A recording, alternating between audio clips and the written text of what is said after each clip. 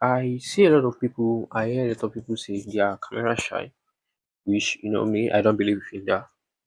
Nobody's shy of camera. It's just the way their brain reacts anytime they see a certain screen or mirror of themselves in front of them. So, what happened when someone that is said that he or she is camera shy? What happen anytime when those set of people faces the camera? The last time I talked about the basal ganglia, which is the part of the brain responsible for routine and stuff.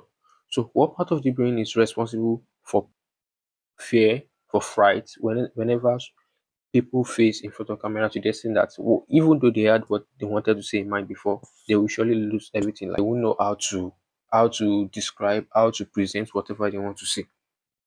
So this part of the brain is what is called the amygdala.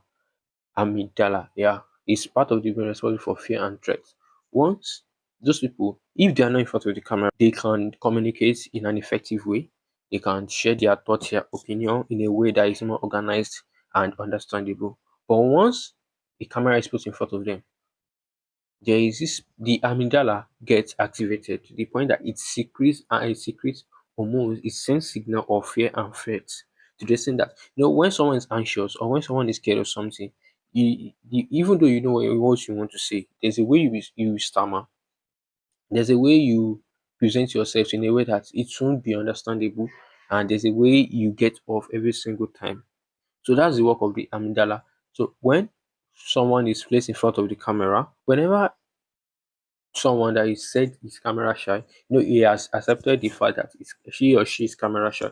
When he's facing in front of the camera, that part of the brain gets activated and send a signal to the other part of the body that we are here, and fear and frighten to be activated. So at that point, what the person wants to say, we actually get. The person will know how to explain himself, how to present himself, or whatever he wants to say. The idea and everything, the person will actually experience an idea block, which is one of the effects of those things. So how do you prevent that? One thing the body needs is what I call acceptance, or tell yourself that now I'm in front of this thing. You can't activate yourself.